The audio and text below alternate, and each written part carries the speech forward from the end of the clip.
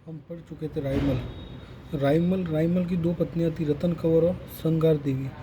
रतन कंवर के दो पुत्र थे, पृथ्वीराज सिसोदिया और राणा सांगा, और एक पुत्री थी आनंदी देवी। और संगार देवी का पुत्र था जयमल। जयमल सोलंकियों के विरुद्ध युद्ध लड़ता हुआ मारा गया।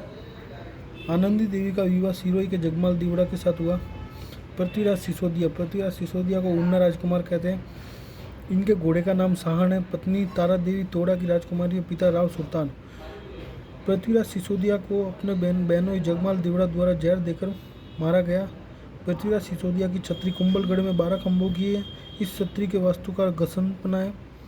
कर्नल जेम्स टॉन ने इन्हें पृथ्वीराज सिसोदिया को बिना भाग्य का राजकुमार कहा है। भाइयों के मध्य विद्रोह में सेवंतरी गांव का बिदा जयमलोत मारा गया। ये बिदा जयमलोत राणा सांगा का सहयोगी था। भाइयों के विद्रोह के बाद राणा सांगा श्रीनगर अजमेर के करमचंद पवार के पास चला गया। कपासन मंदिर के पुजारी ने राणा सांगा के राजा बनने की भविष्यवाणी की थी। महाराणा संग्राम सिंह राणा सांगा 1509 से 1528 तक शासक रहे। इनके प्रधानमंत्री करमचंद पवार थे। इन करमचंद पवार को रावत की उपाधि दी थी महाराणा सांगा ने। राणा सांगा की उपाधि थी इंदुपत। कर्नल जेम्स टॉन ने राणा सांगा को सैनिक भगवानेश कहा था। राणा सांगा के राज्याभिषेक के समय दिल्ली का शासक सिकंदर लोदी था। राणा सांगा दिल्ली के 3 शासकों के समकालीन था, सिकंदर लोदी, इब्राहिम लोदी और बाबर। सिकंदर लोदी और इब्राहिम लोदी सल्तनत के थे और बाबर मुगल था। खातौली का युद्ध 1517 और बाड़ी का युद्ध 1518 को इब्राहिम लोदी के साथ हुआ था महाराणा सांगा का। इस दोनों युद्ध में महाराणा सांगा की विजय हुई थी। खातौली का युद्ध 1517 और बाड़ी का युद्ध 1518 को हुआ था। खातौली पहले बूंदी में आता था, वर्तमान में कोटा में आते, बाड़ी धौलपुर में। इब्राहिम लोदी के 2 सेनापति मियाँ माखन और मियाँ हुसैन। इब्राहिम लोदी के सेनापति दौलत खां और आलम खां ने बाबर को आमंत्रित किया था। पानीपत का युद्ध 21 अप्रैल 1526 को इब्राहिम लोदी और बाबर के बीच में होता है। इसमें इब्राहिम लोदी मारा जाता है और बाबर की विजय होती है। बयाना का युद्ध 26 फरवरी 1527 को भरतपुर में हुआ था। इससे युद्ध में राणा सांगा और बाबर के बीच में राणा सांगा की विजय हुई और बाबर का सेनापति था मेहंदी ख्वाजा, इशक आका और सुल्तान मिर्जा। बाबर ने बयानी युद्ध हारने के बाद अपनी सेना से निम्न प्रबोधन दिया था: शराब छोड़ दूंगा, चांदी के सिक्के बांटूंगा, तगमा कर हटा दूंगा और जिहाद का नारा दिया था। काबुल के ज्योतिष मोहम्मद शरीफ ने खानवा के युद्ध में बाबर की पराजय की भविष्यवाणी की थी। राणा सांगा ने पाती पैरवण पद्धति का प्रयोग किया था। ये पाती पैरवण प्रयोग में बागी सब राजपूताना के शासकों को एकत्रित किया था। खानवा का युद्ध 17 मार्च 1527 को भरतपुर में हुआ था। राणा सांगा और बाबर के बीच में श्यामल दास के अनुसार खानवा का युद्ध 16 मार्च को हुआ था।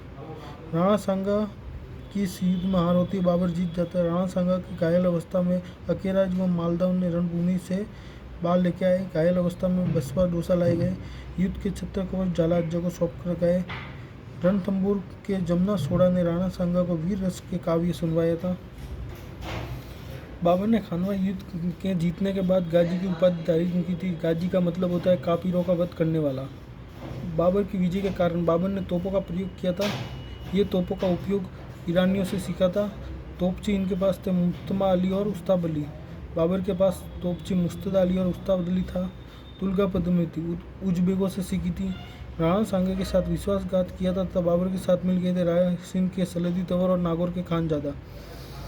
राणा सांगा ने बयाना के युद्ध में जीतने के बाद बाबर को लगभग 1 माह का समय दिया था। राणा सांगा की सेना का कोई एक नेतृत्वकर्ता नहीं था।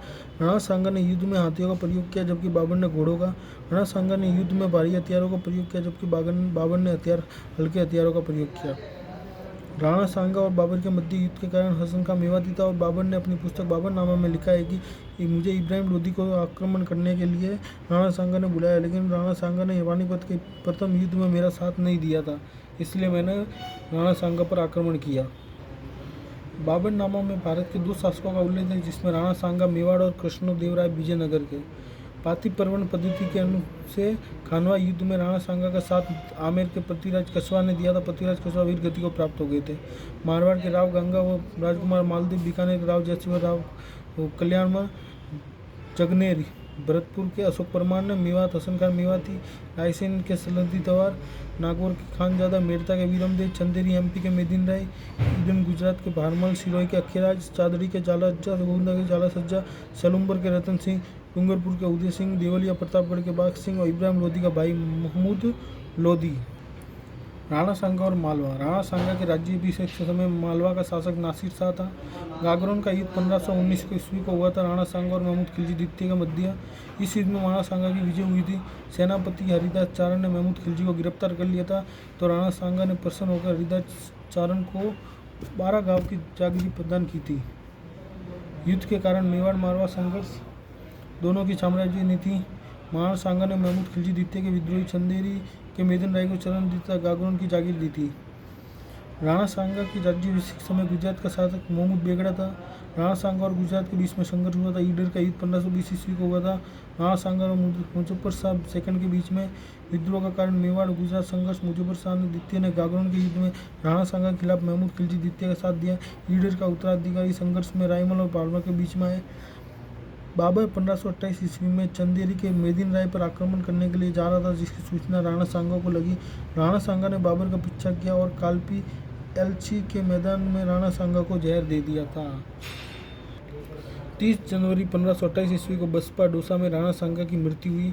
राणा सांगा के दाह संस्कार मांडलगढ़ भिलवाड़ा में किया। राणा सांगा की छतरी 8 खंभों की है, निर्माण अशोक परमार ने किया। राणा सांगा की 2 पत्नी थी, धनकंवर और कर्मावती। धनकंवर के पुत्र थे भोजराज और रतन सिंह, कर्मावती के विक्रमादित्य और उदय सिंह। भोजराज मीरा के पति थे, ये युद्ध में शहीद हो गए थे। रतन सिंह शासक बने 1528 से 1531 तक। राणा सांगा के बाद मेवाड़ के शासक बने। बूंदी के सुरमाहाड़ा के साथ आकट खेलते समय मृत्यु हो गई थी रतन सिंह की। फिर शासक बने विक्रमादित्य। महाराणा विक्रमादित्य 1531 से 1536 तक शासक रहे। इनके संरक्षा कर्मावती थी, इनकी माता जी। इनके समय गुजरात शासक बहादुर शाह था। बहादुर शाह ने 1533 ईस्वी में मेवाड़ पर आक्रमण किया, लेकिन दोनों के मध्य संधि हो गई। रणथंभौर दुर्ग बहादुर शाह को दे दिया। बहादुर शाह ने 1534-35 में दोबारा आक्रमण किया महाराणा विक्रमादित्य मेवाड़ पर, तो इस युद्ध में महाराणा बहादुर शाह जीत गए और महाराणा विक्रमादित्य की हार हुई। रानी कर्मावती ने हुमायूं के लिए राखी भेजी थी, लेकिन हुमायूं नहीं आया। विक्रमादित्य बूंदी चला गया। युद्ध का नेतृत्व देवलिया के बाघ सिंह को सौंप गए। बाघ सिंह लड़ते हुए वीरगति को प्राप्त हुए। इनका स्मारक पांडलपुर चित्तौड़गढ़ में रानी कर्मावती ने जौहर किया। पूर्व ताम्रपत्र में कर्मावती के जौहर की जानकारी मिलती है। मेवाड़ का द्वितीय शाखा है। बहादुर शाह जीतने के बाद मेवाड़ का प्रशासक बुरहान उल मुल्क बुम्बानी को बनाकर गए। पृथ्वीराज सिसोदिया के दासी पुतल दे के पुत्र बनवीर ने विक्रमादित्य को मार दिया। बनवीर उदय सिंह को भी मारना चाहता था, लेकिन उदय सिंह को पन्नादाई ने अपने बेटे चंदन का बलिदान देकर बचाया। पन्नादाई जिन्हें त्याग और बलिदान की पहचान कहते हैं, इनका जन्म माताजी की पांडोली में हुआ था। इनके पिता हरचंद हाकला थे, इनके पति सूरजमल थे, कमेरी गांव के। पन्नादाई ने किरतवारिदी दंपति के सहयोग से उदय सिंह को बचाकर कुंभलगढ़ के स्वामी आशादेवपुरा के पास भेज दिया। फिर शासक बने महाराणा उदय सिंह 1537 से 1572 तक। इनका राज्याभिषेक कुंभलगढ़ में हुआ था। महाराणा उदय सिंह ने 1540 ईस्वी में मामली के युद्ध में मनवीर को पराजित कर दिया था।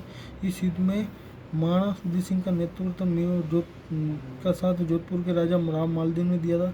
बनवीर ने चित्तौड़गढ़ में तुलजा माता भवानी का मंदिर बनवाया था, जो शिवाजी की आराध्य देवी है। महाराणा उदय सिंह ने 1544 ईस्वी में शेरशाह सूरी की अधीनता स्वीकार की थी।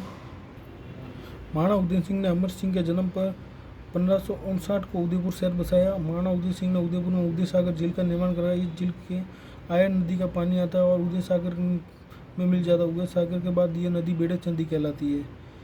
ये आयन नदी है, आ रही है उदय सागर झील में मिल रही है और यहाँ से निकलने के बाद बेड़च नदी कहलाती है।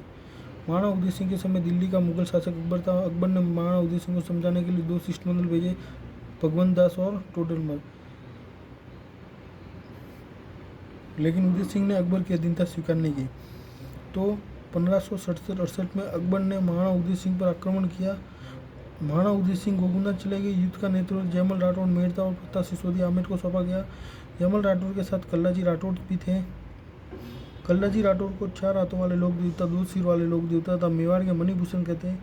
लड़ते हुए वीर गति को प्राप्त हुए। इनकी छतरी भैरवपोल चित्तौड़गढ़ में है।